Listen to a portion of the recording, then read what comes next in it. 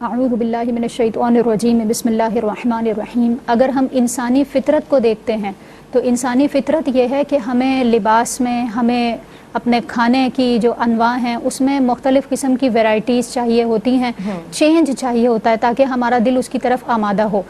اسی کو مد نظر رکھتے ہوئے اس بات کو سمجھ لیجئے کہ اللہ تبارک و تعالی نے مختلف قسم کی عبادات، بدنی عبادات بھی ہیں اور مالی عبادات بھی ہیں، پھر بدنی عبادات میں کئی قسمیں ہیں تاکہ ہم مختلف قسم کی عبادتوں کے ذریعے اللہ تبارک و تعالی کی خوشنودی حاصل کرتے رہیں، اور وقتاً فوقتاً یہ عبادتیں اللہ تبارک و تعالی نے سال بھر میں ہم پر لازم فرمائی ہیں، جن میں سے روزے کے حوالے سے کل بھی کلام ہوا۔ اور اس کے اگر حکم کی بات کی جائے تو بلا عذر شرعی اگر کوئی شخص روزہ چھوڑ دیتا ہے تو اس کے حوالے سے یہ حکم ہے کہ وہ گناہ گار بھی ہوگا اور اللہ تبارک و تعالی کے عذاب کا حقدار بھی ہے۔ اور اگر کوئی شخص روزے کا انکار کرتا ہے تو اس پر حکم کفر عائد ہوتا ہے، کیونکہ فرض عبادت ہے اور جو فرض قطعی ہو اس کو اگر کوئی شخص انکار کر دیتا ہے اس کا تو اس پر حکم کفر عائد ہوتا ہے۔ اگر بالفرض جو عذر قرآن کریم میں بیان کیے گئے ہیں ان کی وجہ سے کوئی شخص روزہ نہیں رکھتا ہے تو پھر اس کو ایک رخصت ہے کہ وہ اس وقت روزہ چھوڑ دے اور بعد میں اس روزے کی قضا کر لے۔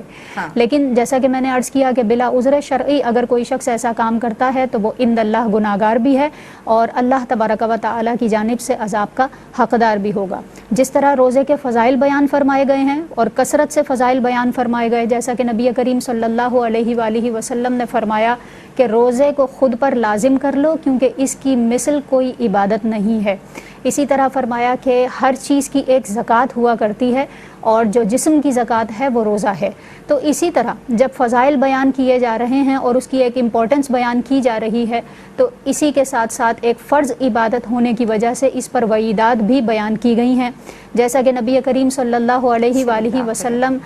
کو خواب میں اس بات کی زیارت کروائی گئی کہ نبی کریم صلی اللہ علیہ وآلہ وسلم نے ان لوگوں کے احوال کو ملاحظہ فرمایا کہ جو بلا عذر شرعی روزہ توڑ دیتے ہیں۔ سرکار علیہ الصلوۃ والسلام فرماتے ہیں کہ مجھے دکھایا گیا کہ ان کو الٹا لٹکایا گیا ہے اور ان کے منہ کو چیر دیا گیا ہے جس کی وجہ سے ان کے منہ سے خون جاری ہو گیا ہے۔ تو یہ ان کا حال بتایا جا رہا ہے کہ جو روزہ بلا عذر شرعی توڑ دیتے ہیں، یعنی رکھا تو تھا لیکن کسی عذر کے بغیر ہی توڑ دیا۔ اب آپ خود اسی سے اندازہ کر لیجئے کہ جو روزہ مطلقاً نہ رکھے اور بغیر کسی عذر کے روزہ چھوڑ ہی دے تو سرکار علیہ الصلوۃ والسلام کی حدیث پاک میں اس طرح کا مفہوم ملتا ہے کہ جو شخص رمضان کا روزہ چھوڑ دیتا ہے اور وہ بعد میں زندگی میں اس روزے کو قضا کر لیتا ہے تو وہ ساری زندگی بھی روزہ رکھتا رہے تو جو نورانیت اور جو روحانیت اس کو رمضان کا روزہ رکھنے سے حاصل ہونی تھی وہ کبھی حاصل نہیں ہو سکتی۔ البتہ وہ جو ایک روزہ رکھا ہے وہ اس کا قضا ضرور ہو جائے گا لیکن وہ روحانیت، وہ نورانیت اور وہ عبادت کا جو اصل کانسیپٹ، جو مقصد یہاں حاصل ہو رہا ہے وہ غیر رمضان میں حاصل نہیں ہو سکتا۔ لہٰذا ہمیں